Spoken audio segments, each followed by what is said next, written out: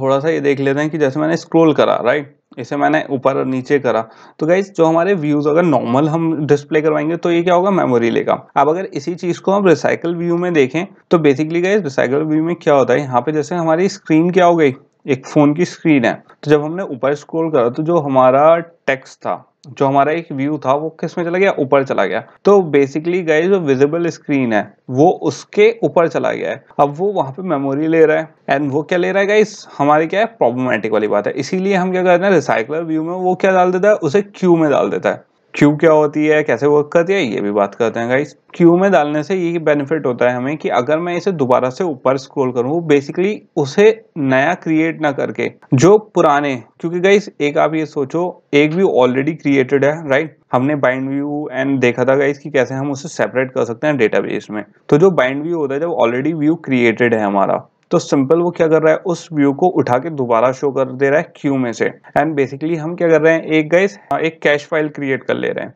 इसके बारे में बात करेंगे, कैश फाइल्स कैसे क्रिएट होंगी और कहाँ स्टोर होंगी। तो ये तो हो गया गाइस एक थोड़ा सा ऊपर ऊपर का कॉन्सेप्ट कि बेसिकली वर्क कैसे करता है। अब इसको थोड़ा गाइस थोड़ा डायग्राम से समझ लेते हैं कि बेसिकली कौन सा स्टेप कैसे आता है एंड कैसे वर्क करता है। तो बेसिकली जब अगर हमें रिसाइकलर व्यू अपना अप्लाई करना है, राइट, तो हमारा जो फर्स्ट स्टेप आएगा वो क्या आएगा गाइस, रिसाइकलर व्यू किसकी ऑब्जेक्ट कौन से उस पर बनता है, हमारा अडेप्टर ऑब्जेक्ट पे बनता है। एंड बेसिकली गाइस अडेप्टर जो हमारा सारे मैनेज करता है, रिसाइकलर व्यू में जो व्यू होते हैं, Q, gate item, view item, वो सब कौन मैनेज करता है, अडेप्टर मैनेज करता है। बहुत डिटेल में हम इस पे बारे में डिस्कस कर चुके हैं गाइस, 2-3 हमारे अलग अलग इसमें वो हैं, जैसे हमारा मिवॉक ऐप था, डेटाबेस था, एंड अलग अलग उसमें हम अडेप्टर यूज कर चुके हैं रिसाइकलर व्यू के लिए, राइट। अब जो हमारा रिसाइकलर व्यू होता है गाइस, ये क्या है, ऑब्जेक्ट यूज करता है अडेप्टर। फिर गाइस जो अडेप्टर होता है ये कहाँ से यूज करता है, एक डेटा सोर्स यूज करता है। अब गाइस हम इसे क्या कहते हैं, एक मॉड्यूलर सिस्टम कहते हैं। मॉड्यूलर सिस्टम इसलिए क्योंकि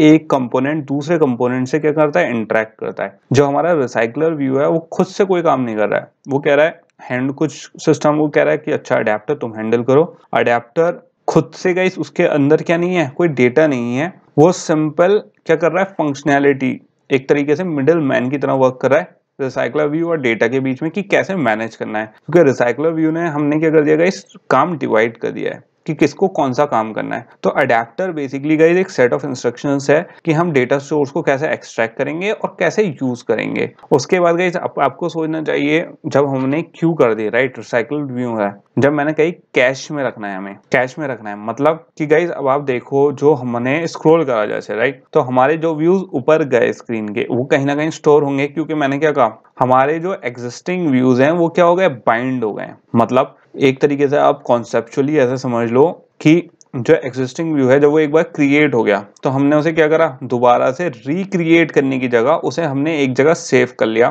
कि ओके, इसे दोबारा से रिक्रिएट करने में जो मेमोरी जाएगी वो ना लेके हम इसे एक जगह सेव करवा लेते हैं, किसमें, मेमोरी में। फिर क्या करेंगे, अगर इसकी दोबारा जरूरत पड़ी तो हम इसे रिक्रिएट ना करके सिंपली रीयूज कर लेंगे। इसीलिए क्या होता है, इसका नाम रिसाइकल व्यू होता है गाइस। तो रिसाइकलर व्यू का काम क्या होता है, किसी व्यू को स्टोर करवाना बट उसको फिर रिसाइकल करके रीयूज कर लेना। और इस काम के लिए हमें सपोर्ट कौन करता है, व्यू होल्डर। तो बेसिकली गाइस व्यू होल्डर किसका ऑब्जेक्ट होता है, अडेप्टर का ऑब्जेक्ट होता है। एंड बेसिकली इसका क्या काम होता है गाइस, कि ये हमारा जो कैश फाइल्स होती हैं, मतलब कोई व्यू है उसने बाइंड कर लिया, कि एक व्यू ने दूसरे व्यू को बाइंड कर लिया कि अच्छा अब ये स्क्रॉल होकर ऊपर जा चुका है, लेकिन वो उसे बाइंड करके कैश फाइल स्टोर कर लेता है। एक तरीके से आप ये सोच लो उसके बारे में डेटा स्टोर कर लेता है कि ओके इसके साथ क्या फंक्शनैलिटी हुई थी, क्या क्या। अब गाइस क्योंकि हमने देखा, मैंने आपको बताया था कि हमारे ऐप में क्या क्या जरूरत है, हमें आइकन्स भी स्टोर होंगे, एकदम से बहुत सी चीजें लोड होंगी एक टेक्स्ट व्यू में, राइट। अब अगर हर चीज आप दोबारा से लोड करो तो बहुत प्रॉब्लमेटिक वाली बात है एंड बहुत टाइम कंज्यूमिंग है। तो उस चीज से बचने के लिए हम क्या करते हैं, व्यू होल्डर यूज करते हैं। वो बेसिकली क्या करता है, कैश फाइल स्टोर करेगा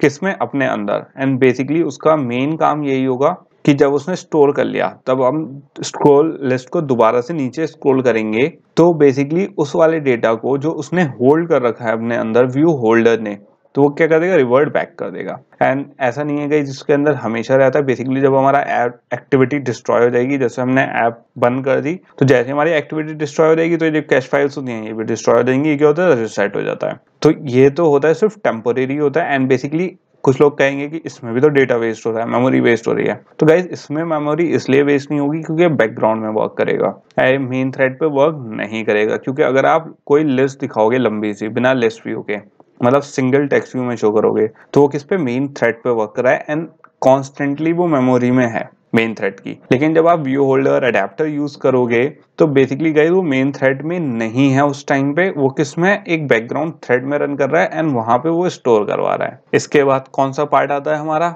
जब ये इतना वर्क हो जाता है गाइस, हमारा आता है layout manager. Layout manager basically किससे कनेक्ट करता है, हमारे रिसाइकलर व्यू से।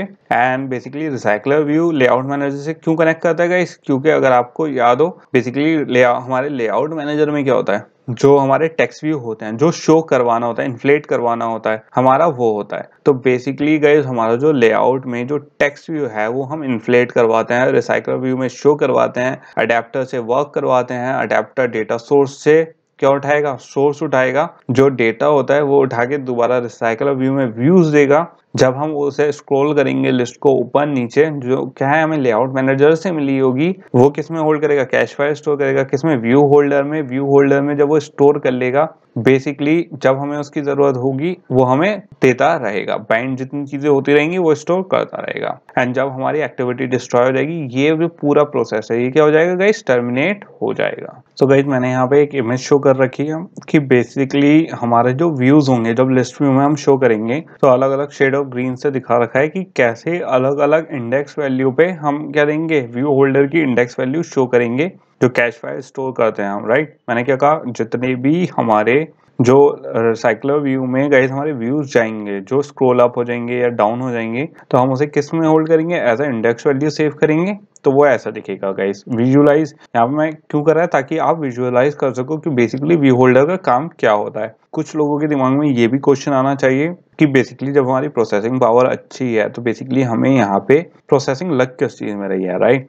क्योंकि अगर व्यू होल्डर स्टोर कर रहा है तो स्टोर करने में भी उसे उतना ही टाइम लगना चाहिए अगर वहां से सिंपल हम फेच कर रहे हैं लेआउट में से। तो बेसिकली किस पर्टिकुलर प्रोसेस में हमारा क्या प्रोसेसिंग पावर लग रही है। तो गाइस जो हमारी मेन प्रोसेसिंग पावर लगती है, जिस वजह से हम क्या करते हैं, कैश फाइल स्टोर कर रहे हैं इसकी, वो होती है कि जैसे गाइस व्यू हो गया हमारा, तो हम व्यू जब शो करवाते हैं, तो अगर आपको थोड़ी सी अंडरस्टैंडिंग अभी तक होपफुली इतनी हो गई हो कि आपको पता है कि हमें क्या करना पड़ता है, पहले रेफरेंस देना पड़ता है फाइंड व्यू बाय आईडी से। तो जो हमारी फाइंड व्यू बाय आईडी होता है गाइस, वो क्या लेता है, अगर आप इंडिविजुअल हर व्यू को एक एक बार फाइंड कर रहे हो व्यू आईडी से, तो वो काफी मेमोरी लेता है। अब जब हमारे लिस्ट व्यू में आ गए गाइस आप, तो लिस्ट व्यू में जब आप इंडिविजुअल व्यू के लिए बार बार क्या कर रहे हो, फेच कर रहे हो। क्योंकि अगर आप एज अ एग्जाम्पल सोचो कि हमारे पास कितने, 4 इंडिविजुअल व्यूज हैं, ओके 4 इंडिविजुअल व्यूज हैं एक स्क्रीन पे, एंड हमें 30 आइटम्स शो करवाने हैं। अब अगर मैं कहूँ कि आप थोड़ा सा कैलकुलेट करो तो कि बेसिकली हमें कितने व्यूज, कितनी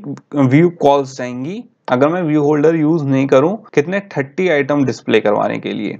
तो गाइज अगर आप इसे थोड़ा सा सही कैलकुलेट करो तो बेसिकली 4 आइटम्स इंडिविजुअल हमारे स्क्रीन में 4 आइटम्स हैं, राइट। 4 इंडिविजुअल आइटम नहीं, सॉरी व्यूज हैं। अब 30 आइटम मुझे शो करवाने हैं, तो मेरे 4 और टोटल 8 व्यूज हमारे शो होंगे, 8 आइटम शो होंगे हमारे किसमें, स्क्रीन में। तो 4 व्यूज ऊपर 4 व्यूज नीचे, तो कितने हो गए, टोटल 8 व्यूज हो गए।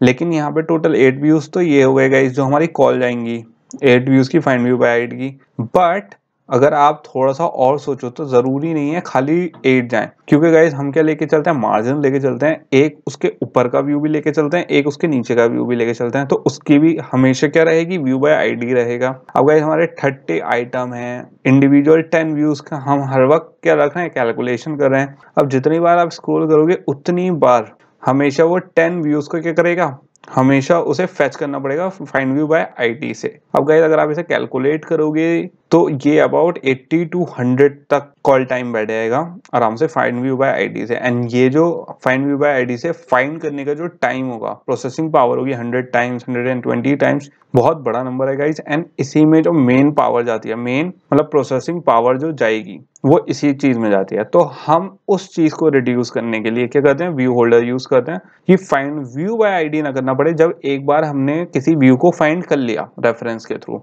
फाइंड व्यू बाय आईडी के थ्रू, एंड हमने उसे स्टोर करवा लिया, तो हम सिंपली उस व्यू को यूज कर सकते हैं। क्योंकि उस चीज में इतनी पावर नहीं जाएगी, क्योंकि हमने ऑलरेडी उस वाले व्यू पे ऑलरेडी चीजें क्या कर रखी हैं, सेट कर रखी हैं। तो हमें इंडिविजुअली बिल्कुल इनिशियली उस व्यू को फाइंड करके उस पर सबसेट नहीं करना पड़ा, हमारा ऑलरेडी क्या है, फाइंड हुआ है, ऑलरेडी सेट है, खाली हम उसमें यूज कर रहे हैं। तो उसमें जो प्रोसेसिंग पावर जाती है वो गाइस उसकी हाफ से भी कम जाती है। एंड इस ऑप्टिमाइजेशन से, क्योंकि अब गाइस हमारे जो प्रोसेसर्स हैं वो इतने फास्ट हैं, अगर हम नहीं भी करें तो भी कुछ हमें फर्क पता नहीं चलेगा, but on the long run आपका जो ऐप है गाइस वो क्या है, ज्यादा ऑप्टिमाइज एंड ज्यादा बेटर वर्क करता है किस पे, रिसाइकलर व्यू के साथ।